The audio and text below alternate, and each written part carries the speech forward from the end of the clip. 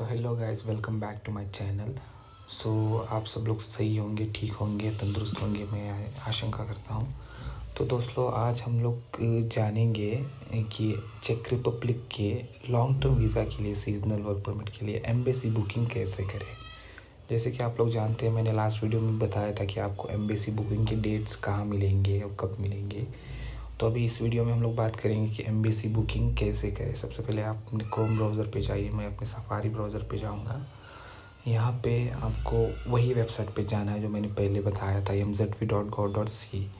वहाँ पे जाके दिल्ली एम्बेसी की वेबसाइट खुलेगी, उसमें जाके 3 डॉट्स पे क्लिक करके वीज़ा एंड काउंसलर पे चले जाइए। वीज़ा एंड काउंसलर से नीचे करके थोड़ा आप देख सकते हैं, जो पहले का ही वेबसाइट है उसमें long term visa and residency permit, उस पर क्लिक करें।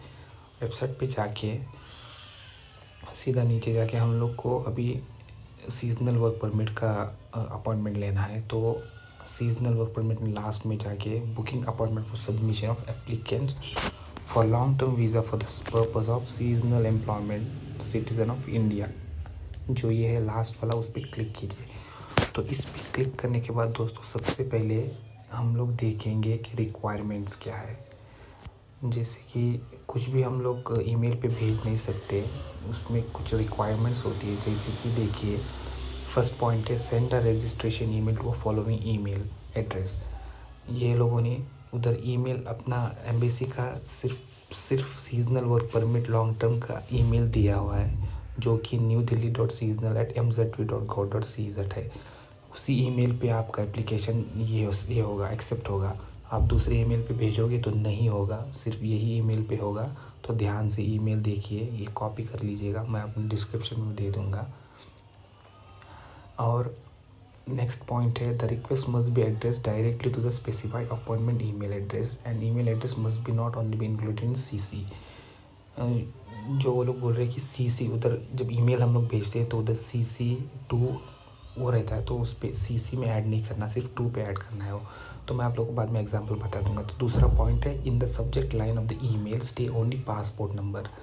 जो सब्जेक्ट होता है, ईमेल का सब्जेक्ट जो होता है, उसके अंदर सिर्फ और सिर्फ पासपोर्ट नंबर लिखना है कैपिटल में।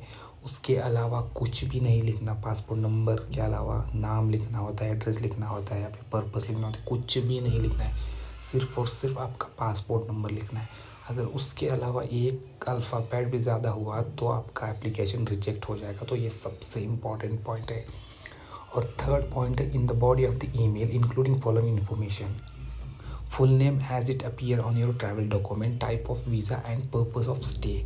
ये सबसे ज़्यादा इम्पॉर्टेंट पॉइंट है सब्जेक्ट के बाद। तो इन the body of the email, in the body of the email means जो कि हम लोग ईमेल लिखते हैं उसके अंदर including following information: full name, आपका फुल नेम कैपिटल में, आपका फुल नेम लिख के उसके बाजू में कैपिटल में आपका नेम लिखना है। उसके बाद टाइप ऑफ वीज़ा, उसके नीचे टाइप ऑफ वीज़ा लिख के उसके सामने लिखना है टाइप ऑफ वीज़ा आपका कौन सा है, सीजनल वर्क परमिट है या फिर लॉन्ग टर्म वीज़ा कोई है या फिर स्टूडेंट वीज़ा है, ऐसा सभी रहता है। लेकिन आपको इसके सामने लिखना है सिर्फ सीजनल वर्क परमिट, नहीं तो सीजनल एम्प्लॉयमेंट। उसके नीचे पर्पस ऑफ स्टे लिख के उसके बाजू में सीजनल एम्प्लॉयमेंट 6 मंथ, ऐसा लिखना है। मैं आपको एग्जांपल बता दूंगा, लेकिन ये आप उससे पहले आप सब लोग ये जान लीजिए। तो ये वेरी इंपॉर्टेंट पॉइंट है। और चौथा पॉइंट है attach the following document to the email in PDF format: a scan of passport date page, a scan of proof of purpose of resident and the scan of valid resident permit in case third country national. तो ये भी बहुत important point है। यहाँ पे आपको PDF file, अपने passport की PDF फाइल डालनी है। पासपोर्ट की PDF फाइल कैसे डालनी है? पूरा पेज नहीं डालना है, पूरा पासपोर्ट नहीं डालना, सिर्फ और सिर्फ आपके सामने वाला पासपोर्ट ये डालना है। क्या वो सामने वाला पेज डालना है, जैसे कि आपका फ़ोटो और नाम से भी रहता है, वही डालना। मैं आपको एग्जांपल दिखा दूंगा, स्क्रीन पे आपको एग्जांपल दिख रहा है, वही है, ऐसा डालना है। उसके बाद क्या है, scan of proof of purpose of resident, मतलब आपको प्रूफ डालना है कि आप किस लिए जा रहे हैं।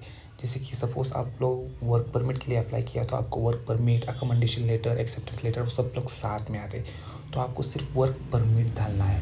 मैं आपको दिखा देता हूँ, ये देखिए स्क्रीन पे आ रहा है, ऐसा वर्क परमिट डालना है। वर्क परमिट सिर्फ 2 पेज का रहता है, उसको अटैच दूसरे पेजेस रहता है, तो सिर्फ आपको वर्क परमिट ही डालना है और दूसरे पेजेस नहीं डालने हैं, वो भी PDF फाइल में। उसके अलावा फ़ोटो निकाल के या फिर कुछ करके डालोगे तो आपका एप्लीकेशन रिजेक्ट हो जाएगा।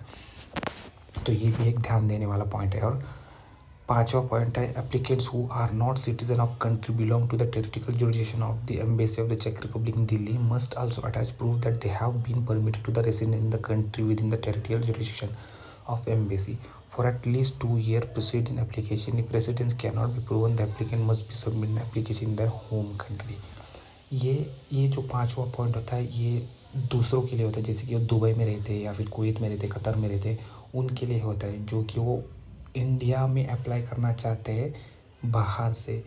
अगर वो लोग बाहर से अप्लाई करना चाहते हैं तो उनको एक अटैच करना पड़ता है, उधर का सिविल ID हो गया, अकामा हो गया, या फिर उधर का कुछ वीज़ा प्रूफ जो कि उसके साथ अटैच करना होता है। ये एक्चुअली इम्पोर्टेंट नहीं है उतना, मतलब इंडिया में जो लोग रहते हैं, तो बाहर के लोगों के लिए तो आप स्किप कर सकते हैं।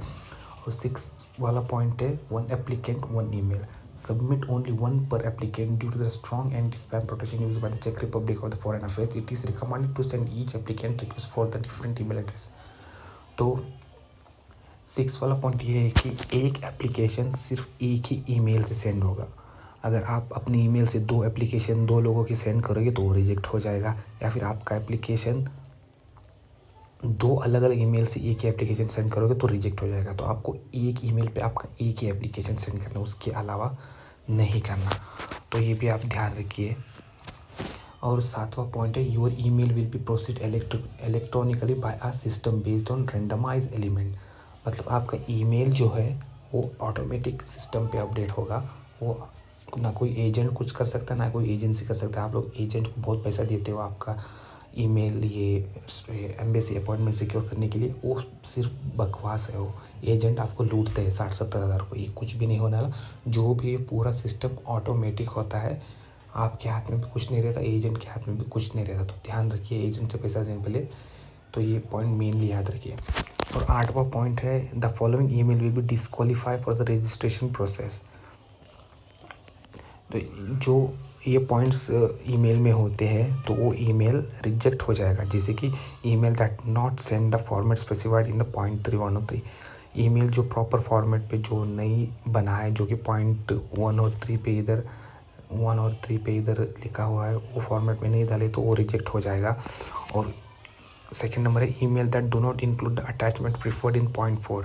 अगर अटैचमेंट अटैच नहीं है, जैसे कि पासपोर्ट और वर्क परमिट अटैच नहीं है, तो वो भी रिजेक्ट हो जाएगा। Email in which the applicant attempt to register multiple applicants in 1 submission.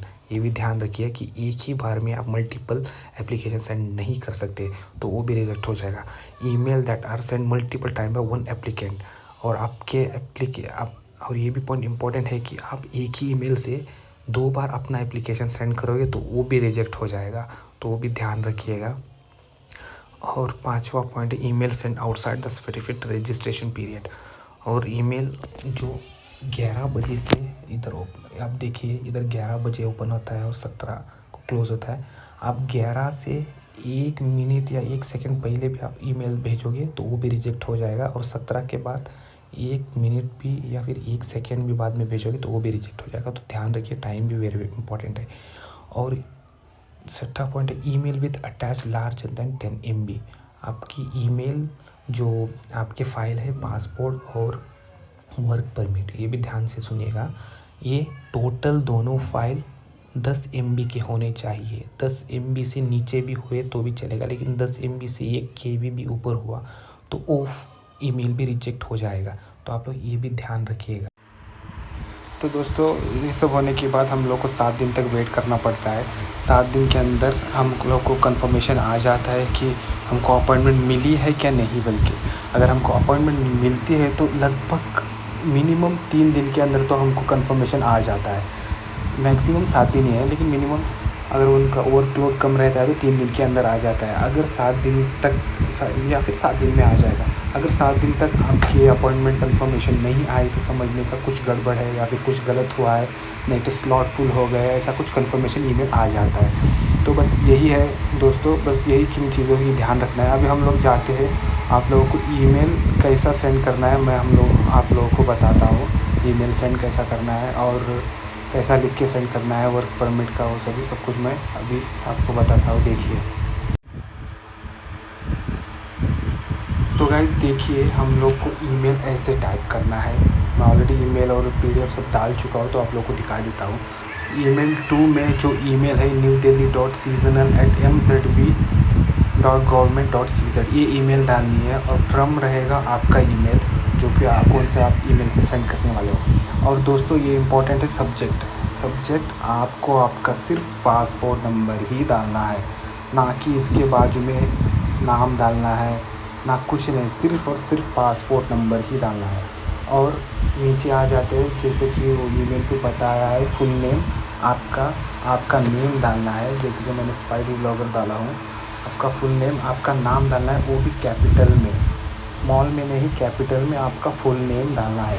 और वीज़ा टाइप होगा, जैसे कि मैंने कहा था, लॉन्ग टर्म वीज़ा 6 मंथ में। जो हमारा वीज़ा है, जो मैं बात कर रहा हूँ वीज़ा, वो है सीजनल वर्क परमिट 6 मंथ का। तो लॉन्ग टर्म वीज़ा 6 मंथ डालेंगे। अगर आपका 9 मंथ है तो 9 मंथ डालिए, मैक्सिमम 9 मंथ ही होता है। 3 मंथ, 6 मंथ, 9 मंथ होता है। अगर 3 मंथ है तो वो शॉर्ट टर्म आ जाता है, तो इसमें उसका ईमेल अलग होता है। 6 मंथ आएगा तो लॉन्ग टर्म होगा, 9 मंथ आएगा तो लॉन्ग टर्म होगा। तो पर्पस ऑफ स्टे उधर लिखा था सीजनल वर्क एम्प्लॉयमेंट, ऐसे ही लिखना है, purpose of stay seasonal work employment. तो आप ये सब कुछ कॉपी करके आपके ईमेल में पेस्ट करके बाद में इधर आपका फुल नेम, वीज़ा टाइप और पर्पस ऑफ स्टे ये डाल सकते हैं। ध्यान रखिए, सब्जेक्ट में सिर्फ़ और सिर्फ आपका पासपोर्ट नंबर होगा।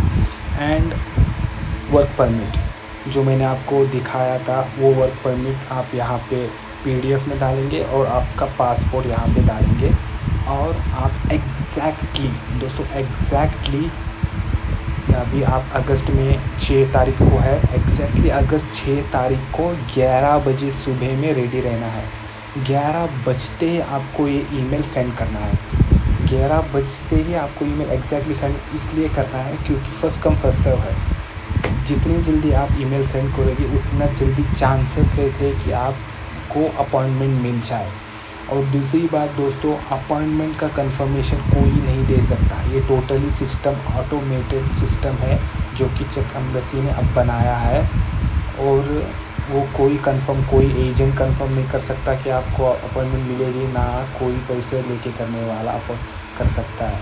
सो दोस्तों, आप एजेंट के चक्कर में ना पड़िए। ये 70-80 हज़ार रुपये लेते हैं सिर्फ अपॉइंटमेंट के लिए, और अपॉइंटमेंट आपको मिलती नहीं है, मुश्किल से मिलती है। तो चेक रिपब्लिक की अपॉइंटमेंट भेजने का तरीका ये है, आसान है, लेकिन अपॉइंटमेंट कैच करना बहुत मुश्किल है। तो आप ऐसा कर सकते हैं, इजीली आप कर सकते हैं। अगर दोस्तों आप लोग को तकलीफ़ हो रही है, आप लोग को प्रॉब्लम हो रही है अपॉइंटमेंट निकालने में, मेथड करने में, तो आप मुझे मेरे इंस्टाग्राम चैनल पे मैसेज कर सकते हैं।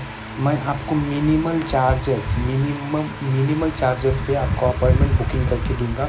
और हाँ दोस्तों, ये अपॉइंटमेंट कंफर्म नहीं रहेगी कि आपको मिलेगी या नहीं, बल्कि क्योंकि ये टोटली एम्बेसी के ऊपर डिपेंड रहता है अपॉइंटमेंट आपको देनी है या नहीं, और टोटली ऑटोमेटेड सिस्टम है, इसकी कोई गारंटी नहीं दे सकता है। चलो, आपको एजेंट बोलेगा 60,000 रुपये दो, 70,000 रुपये दो, हम लोग कन्फर्म अपॉइंटमेंट निकाल के देंगे, तो आप फंस जाओगे, आपके पैसे वापस नहीं मिलेंगे।